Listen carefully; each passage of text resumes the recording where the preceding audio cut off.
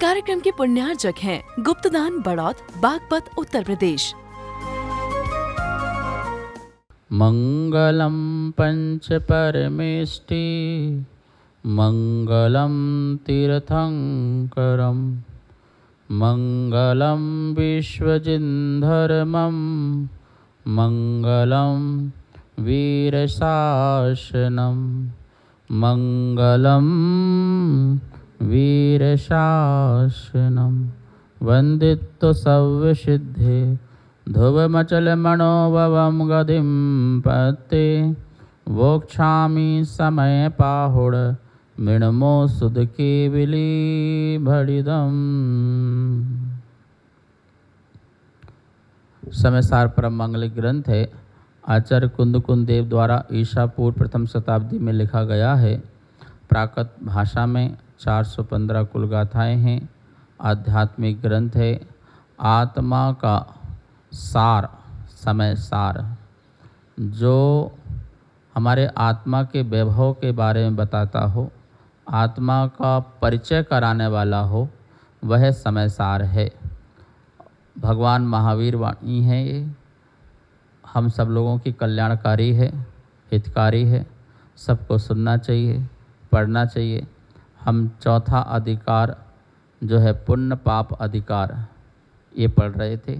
156 number की जो गाथा थी, जिसमें चर्चा चली थी कि जो विद्वान हैं, जो विदुषी हैं या विद्वान हैं, वे व्यवहारेण मोत्तुण, व्यवहार को छोड़ करके, जो निक्षणठम, निश्चय नय को छोड़ करके, ठीक है ना, व्यवहारेण, व्यवहार से प्रवृत्ति, व्यवहार में प्रवृत्ति करते हैं, ठीक है, निश्चय नय को छोड़कर व्यवहार में प्रवृत्ति करते हैं।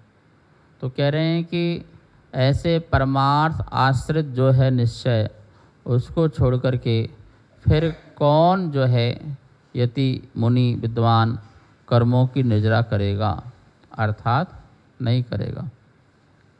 ठीक है, देखिए दो चीज़ें हैं, एक मार्ग और एक मार्ग का फल। मार्ग और मार्ग का फल। मार्ग बिना मार्ग का फल नहीं मिलता है, और फल मिल जाए तो मार्ग नहीं रहता है। मार्ग और मंजिल, बिना मार्ग के मंजिल नहीं मिलती है, लेकिन मंजिल मिल जाती है तो मार्ग भी नहीं रहता है, ये निश्चित है। ऐसे ही बिना व्यवहार के निश्चय नहीं होता है, और निश्चय जहाँ हो जाता है तो वहाँ व्यवहार नहीं रह जाता है। बिना शुभ के शुद्ध नहीं होता है, और जब शुद्ध हो जाता है, शुद्ध में ठहर जाता है, तो शुभ भी नहीं होता है। बिना फूल के कभी फल नहीं लगते हैं, और जब फल आ जाते हैं तो फूल नहीं रह जाते हैं। ऐसा नहीं हो सकता है कि फल भी रहे और फूल भी रहे। फूल का परिणाम ही फल है, लेकिन ये बात भी निश्चित है कि फूल रहेगा तो फल भी नहीं रहेगा। फूल को मिटना पड़ेगा तभी फल। आप देखिए, पहले फूल आता है और उसके बीच से क्या आता है, फिर फल आते हैं। जैसे जैसे फूल मिटते जा रहा, वैसे वैसे फल, और जब फल परिपक्व हो गया, परिपूर्ण हो गया, तो फूल। ऐसे शुभ परिणाम कारण है शुद्ध के लिए, लेकिन शुभ के रहते शुद्ध भी नहीं होगा। शुभ के रहते शुद्ध भी नहीं होगा। शुभ का भी अभाव होगा तो शुद्धता प्रकट होगी। यदि ये कहते हैं कि शुद्धता का कारण शुभ है, तो फिर प्रश्न खड़ा हो जाएगा कि अशुभ का कारण क्या है। फिर जैसे अशुभ का कारण अशुभ ही है और शुभ का कारण शुभ ही है, ऐसे ही शुद्ध का कारण शुद्ध ही है। यदि एक के आधार से दूसरा आधार बनेगा तो फिर तो ये निराधार हो जाएगा। ठीक है ना, अतिव्याप्ति दोष लग जाएगा। इसके आधार पर ये, इसके आधार पर ये, इसके आधार पर ये, तो ये नीचे वाला किसके आधार पर है वो बताओ, फिर उसका आधार किसका है ये बताइए। अशुभ परिणाम प्रकट हो उसका आधार क्या है, और शुभ परिणाम प्रकट हो उसका आधार क्या है, और शुद्ध परिणाम प्रकट हो उसका आधार क्या है। जैसे पाप में प्रवृत्ति ये अशुभ है, शुभ में प्रवृत्ति ये शुभ है, ठीक है ना, पुण्य के कार्य में प्रवृत्ति शुभ है, और पाप पुण्य दोनों में प्रवृत्ति नहीं करना ये शुद्ध है। ये क्या है, दोनों शुद्ध है, ना पाप में प्रवृत्ति और ना ही पुण्य में प्रवृत्ति। यहाँ कह रहे हैं कि पंडित जन, विद्वान जन, सुधी जन, मुनि जन जो निश्चय अट्ठम, निश्चय का जो अर्थ है, निश्चय का जो विषय है, मोत्तुण उसको छोड़ करके, जो निश्चय का विषय उसे छोड़ करके व्यवहारेण, व्यवहार में प्रवृत्त करते हैं। तो परमार्थ भूत आश्रय, भूत आश्रय करने वाले ऐसे यतियों के कम्मक्षयो वियो, कर्म का नाश कहाँ होगा, प्रश्न खड़ा किया है। जो परमार्थभूत निश्चय नहीं था उसको तो छोड़ दिया और व्यवहार में प्रवृत्ति कर रहा है, तो उसको कैसे कर्म का नाश होगा ये बताइए। मतलब लक्ष्य विहीन हो गया और मार्ग में चल रहा है, मार्ग में चल रहा है और लक्ष्य विहीन हो गया, तो उसे कैसे मंजिल की प्राप्ति होगी, ठीक है ना। लक्ष्य बना रहे और बीच में भले कितना भटक जाए, लेकिन लक्ष्य उद्देश्य याद रहे तो कभी ना कभी वो वहाँ पर, लेकिन लक्ष्य की चर्चा ही नहीं है, लक्ष्य की बात ही नहीं है और वो मार्ग में अटका हुआ है। कुछ लोगों ने इस गाथा का दुरुपयोग भी किया है। इस गाथा का दुरुपयोग कैसे किया है कि क्या लिखा है, निश्चय ने कि विषय को छोड़ करके व्यवहार में प्रवृत्ति करते उनका कर्म का क्षय कैसे होगा। तो भैया हमें व्यवहार में प्रवृत्ति नहीं करना है, तो क्या व्यवहार में प्रवृत्ति नहीं करना है, हमें दया दान नहीं करना है, हमें पुण्य के कार्य नहीं करना है, हमें पूजा पाठ, बोले इससे तो व्यवहार में प्रवृत्ति होगी हमारी पुण्य की। भाई ये समय सार है, पुण्य पाप का अधिकार चल रहा है और जगह जगह देख लो क्या क्या लिखा है, योगी, यति, नानी, आत्मज्ञानी, यति, विद्वान, पंडित, ये सब किसको लिखा है, मुनिराजों के लिए। कि मुनिराज से कह रहे हैं कि हे भाई तू ने अपनी मंजिल पाई, तू निश्चय में गया और ते को एकदम से रास्ता का याद आ जाए तो गलत है ना। अपन 2-3-4 मंजिल चढ़ गए, अपने कमरे में पहुंच गए और कमरे में बैठ कर के सीढ़ी की याद आ रही है। कुछ भी कहो, सीढ़ी बहुत बढ़िया बनी, बहुत अच्छी बनाई, बढ़िया पैर रख जाते हैं, छोटी सीढ़ियाँ हैं, चढ़ने में बड़ी आसानी है। कुछ भी कहो, बहुत सुंदर बनी है गुरुकुल में सीढ़ियाँ, कमाल की बात है। किसकी याद आ रही है, जो चीज़ छूट गई या जो चीज़ हमने छोड़ दी। अब तो कमरे में बैठे थे, आनंद किसका लेना था, कमरे का। उदाहरण के लिए ऐसे ही जब हम आत्मा में चले गए तो आनंद किसका लेना था, आत्मा का। आत्मा जैसे कमरे में लाइट है, पंखा है, एसी है, कूलर है, अथवा सुंदरता है, वॉलपेपर आदि सब बहुत सब कुछ बढ़िया फर्स्ट क्लास है।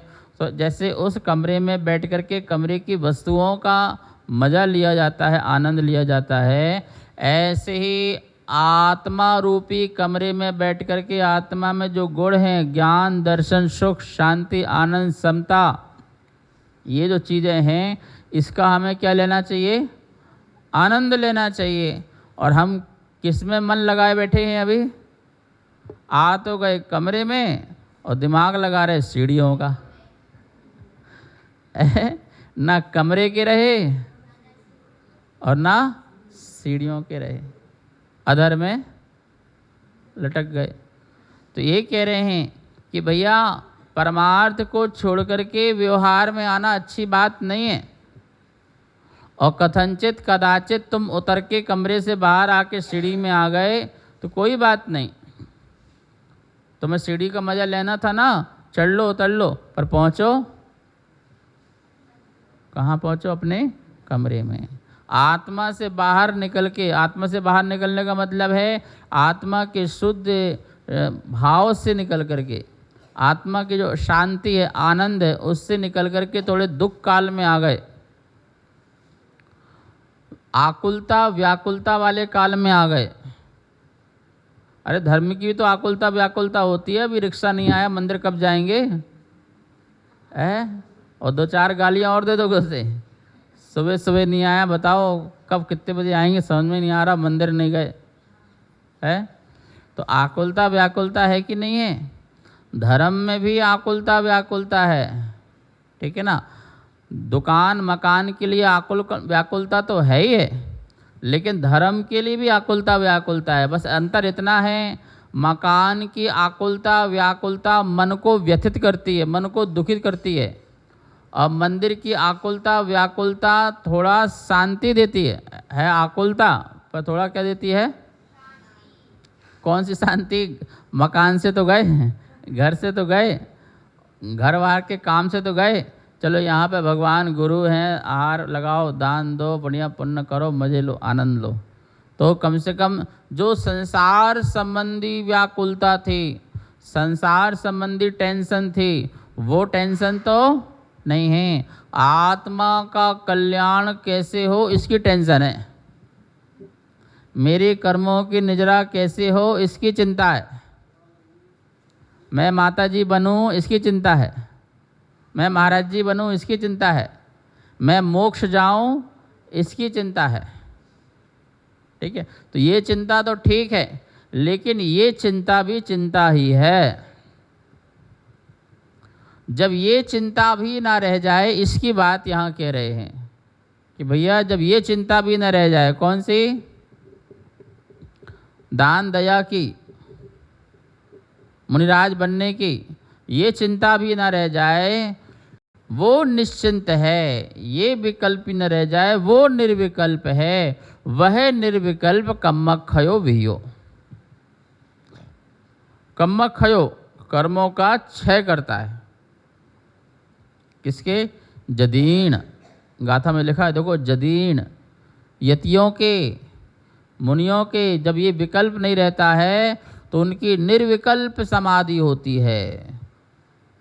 समाधि मतलब मरना थोड़ी है, समता भाव, निर्विकल्प अपने में समता भाव पैदा होता है, ठीक है। वरना उनको भी बाहर रहेंगे तो विकल्प पैदा होंगे, और उस विकल्प से कर्मों का क्षय नहीं होगा, कर्मों का आश्रय होगा। मुनिराज भी अपने आत्मा के आनंद से बाहर निकल करके अपने व्रतों के विकल्पों में फंसे हुए हैं, तो उनको कर्मों का क्षय नहीं होगा, एक अपेक्षा से कर्मों का आश्रय होगा, और एक अपेक्षा से क्षय होगा। पाप का तो क्षय होगा, लेकिन पुण्य का तो आश्रय होगा ना। बुरे कर्मों का नाश होगा, पर अच्छे कर्मों का आना तो होगा।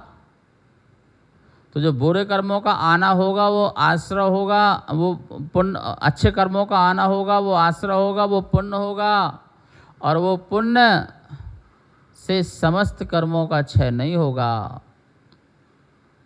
ठीक है। तो जो लोग ये मानने लगे हैं, भैया देखो निश्चय में रहो, निश्चय में रहो, निश्चय में रहो, क्या रखा है इसमें, क्या रखा है उसमें, निश्चय में रहो। भाई निश्चय में रहे तो लें, बताओ तो कैसे रहें? पढ़ते पढ़ते निश्चय में रहें, खाते खाते निश्चय में रहें, चलते फिरते निश्चय में रहें, कैसे निश्चय में रहें? तो श्रावक चलते चलते, बोलते बोलते, खाते खाते, पढ़ते पढ़ते, सोते सोते निश्चय में तो नहीं रह सकता ना। पर यति मुनियों के लिए ऐसा बोला है, पश्यति देखते हुए भी नहीं देखते हैं, गच्छन्नपि न गच्छति, पश्यन्नपि न पश्यति, पश्यन्नपि न पश्यति, देखते हुए भी नहीं देखते हैं, गच्छन्नपि न गच्छति, चलते हुए भी नहीं चलते हैं, खाद्यन्नपि न खाद्यति, खाते हुए भी, वाद्यन्नपि न वाद्यति, बोलते हुए भी बोलते नहीं हैं। क्यों? क्योंकि उनको अपना लक्ष्य याद रहता है, अपना उद्देश्य याद रहता है, अपने स्वभाव में रहने का भाव रहता है। तो उनके लिए कहते हैं कि भैया तुम जो है निश्चय में परमार्थ आत्म स्वरूप में रहोगे तो कर्मों का क्षय होगा, और तुम यदि अपने आत्म स्वरूप से, परमार्थ स्वरूप से, परमार्थ स्वरूप समझ लिया ना क्या? सम्यक दर्शन, सम्यक ज्ञान और सम्यक चारित्र, ये कैसे हैं? परमार्थ हैं। और निश्चय परमार्थ, ऐसे निश्चय रत्नत्रय में जो लीन रहेगा, लवलीन रहेगा, स्थिर रहेगा, अपने को ठहराएगा, अपने को जमाएगा, अपने को रमाएगा, वह जो जीव है कम्मक्षयो, अपने समस्त कर्मों का क्षय करेगा, आत्मा को शुद्ध करेगा, अपने योग और अपने उपयोग दोनों को शुद्ध करेगा, विशुद्ध करेगा। आज गाथा नंबर चलाते हैं 157 से 159 तक। अब कह रहे हैं कि जो परमार्थ भूत, जो सम्यक दर्शन, सम्यक ज्ञान, सम्यक चारित्र है, उसका प्रकटपना क्यों नहीं हो रहा है? क्योंकि कर्मों का आच्छादन है। मोक्ष के कारणभूत दर्शन, ज्ञान, चारित्र हैं, लेकिन वो कर्मों से आच्छादित हैं। दर्शनावर्णी कर्म के कारण मेरा दर्शन, जो गुण की पर्याय दर्शन उपयोग है, वो प्रकट नहीं हो पा रहे। ज्ञानावर्णी कर्म के कारण आत्मा का जो ज्ञान गुण है और उसकी जो पर्याय है, मति सुत अवधि मना पर है केवल ज्ञान, वह प्रकट नहीं हो पा रही। और केवल ज्ञान तो प्रकट ही नहीं हो पा रहा। चारित्र जो गुण हैं, तो मोहनी कर्म के कारण चारित्र जो गुण हैं और उसकी जो पर्याय आनंद की है, उसकी पर्याय जो सुख की है, उसकी पर्याय जो हर समय निराकुलता की है, निर्विकल्पता की है, वो प्रकट नहीं हो पा रही है। क्यों? क्योंकि कर्म से हम आच्छादित हैं। दर्शनावर्णी, ज्ञानावर्णी और मोहिनी।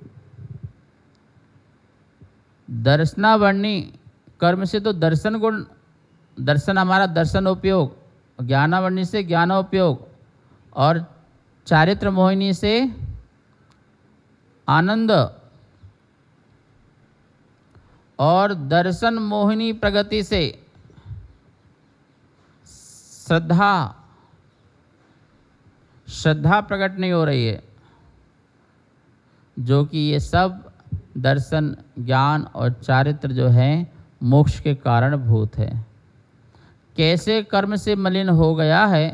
तो यहाँ पर उदाहरण और दृष्टांत के माध्यम से हमें समझा रहे हैं आचार्य भगवान।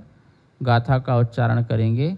वत्थस्य सेद भावो जहे ना सेदी मल मेल ना सत्तो मिच्छत्त मलोच्छन्नन तह सम्मत्तम खू नादव्वम वत्थस्य सेद भावो जह नासेदी मल मैल नासत्तो अन्नाण मलोच्छन्नम तह नाणम होदी नादव्वम वत्थस्य सेदभावो जह नासेदी मल मैल नासत्तो कसाय मलोच्छन्नम तह चारितम पी नादवम। एक साथ पूरी गाथा को उच्चारण करें। वत्थस्य सेद भावो जहना सेदी मलमेन नासतो मिच्छत् मलोच्छन्नम तह सम्मत्तम खुणादवम। वत्थस्य सेद भावो जहना सेदी मलमेन नासतो अन्नान मलोच्छन्नम तहनानम होदिनादव्वम। वत्थस्य सेद भावो जहना सेदी मलमेन नासतो कसाय मलोच्छन्नम तह चारितम पिनादव्वम। जह जैसे वत्थस्य वस्त्र का सेद भावो श्वेतपना मल मेल नासत्तो मल के मलिन से लिप्त होता हुआ नासेदी नष्ट हो जाता है, तह उसी भांति मिच्छत्त मलोच्छन्नम मिथ्यात् मल से व्याप्त हुआ सम्मत्तम आत्मा का सम्यक्त गुण खो निश्चय से नादब्बम आच्छादित हो रहा है, जानना चाहिए ऐसा।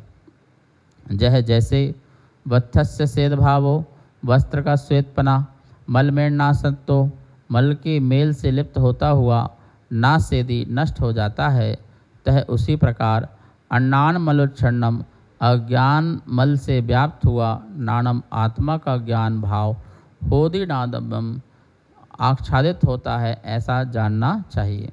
तथा जह जैसे वत्थस्य सेद भावो कपड़े का श्वेतपना मलमेर नासत्तो मल के मिलने से व्याप्त होता हुआ नाश यदि नष्ट हो जाता है, तय उसी तरह कसाय मलोच्छन्नम कसाय मल से व्याप्त हुआ चारितम भी आत्मा का चारित भाव भी आच्छादित हो जाता है, ऐसा नादब्बम जानना चाहिए। ये 3 गाथाएं हैं। 3 गाथाओं में पहली लाइन तो सब में एक सी है, ध्यान से देखो। तीनों में पहली लाइन तो एक सी है। अब नीचे लाइन में क्या है? मिथ्यात, अज्ञान और कषाय। सब में देखो मिथ्यात, अज्ञान और कषाय। ठीक है, मिथ्यात से मलिन होगा तो सम्मत्तम आ जाएगा, अज्ञान से मलिन होगा तो नाणम आ जाएगा, और कषाय से मलिन होगा तो चारित्तम आ जाएगा। ये क्या कहना चाह रहे हैं गाथा में कि एक ही उदाहरण से तीनों बातें घटित कर रहे हैं। वत्थस्य वस्त्र, वस्त्र का श्वेत भाव, श्वेतपना। वस्त्र जब बनता है सबसे पहले कैसे होता है? श्वेत ही होता है। कपास कैसे होती है? सफ़ेद। और उससे धागा कैसे बनता है?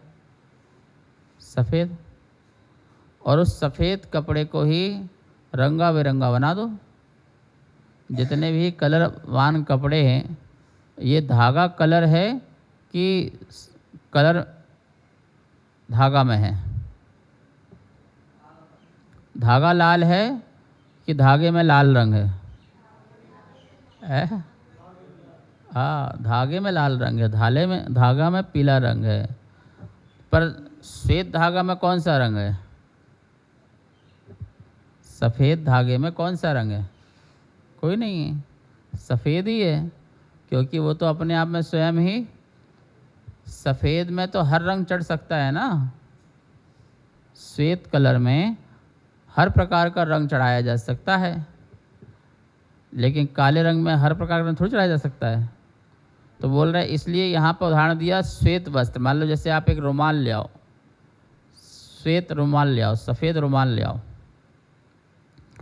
और वह श्वेत रुमाल जो है मल मेण नासत्व, मल के मेल से नाश हो गया, उसमें मल लग गया, ग्रीस लग गया, कीचड़ लग गया या और कोई भी कलर लग गया तो क्या हो गया, वो मलिन हो गया, मलिन से लिप्त हो गया, गंदा हो गया।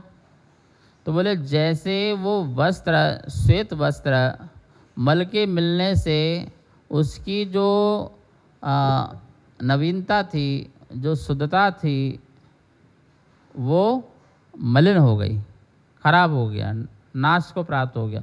वैसे ही बोले मेरी जो श्रद्धा थी, वह श्रद्धा भी जिससे मैं सब कुछ सही सही श्रद्धान कर सकता था, अपनी श्रद्धा अपनी आस्था सही सही बिठा सकता था, लेकिन एक ऐसा कर्म आया, जैसे कीचड़ मल है ऐसे कर्म भी मल है। तो एक कौन सा कर्म आया, मिच्छत्तम मल उच्छन्नम, मिथ्यात रूपी मल के उच्छन्न मतलब उससे व्याप्त होने पर, आच्छन्नम उसके आच्छादित होने से, मिथ्यात रूपी मल के से व्याप्त होने से मेरा मन, मेरा दर्शन जो गुण हैं वो भी क्या हो गया, क्या हो गया, श्रद्धा जो गुण है, श्रद्धा जो गुण है वो श्रद्धा गुण क्या हो गया, मलिन हो गया, जिससे मुझको श्रद्धा उत्पन्न नहीं हो रही, भगवान पर श्रद्धा नहीं उत्पन्न हो रही, गुरु पर नहीं हो रही है, आत्मा पर नहीं हो पा रही है। जो जो संसार में सही है, सही को सही रूप श्रद्धा नहीं कर पा रहा है और गलत को गलत रूप श्रद्धा नहीं कर पा रहा, सम्यक को सम्यक रूप श्रद्धा नहीं कर पा रहा है और मिथ्यात को मिथ्यात रूप श्रद्धा नहीं कर पा रहा है, ऐसा जो जान नहीं पा रहा है वो कौन सा कर्म, वो मिथ्यात्व नामक कर्म, जिसका प्रभाव हमें भगवान पर अरुचि पैदा करता है, शास्त्रों को पढ़ने में अरुचि पैदा करता है, जो गुरुओं में अरुचि पैदा करता है, सच्चे मोक्ष मार्ग में अरुचि पैदा करता है, ऐसा मिथ्यात्व कर्म। इस कार्यक्रम के पुण्यार्जक थे गुप्तदान बड़ौत, बागपत, उत्तर प्रदेश।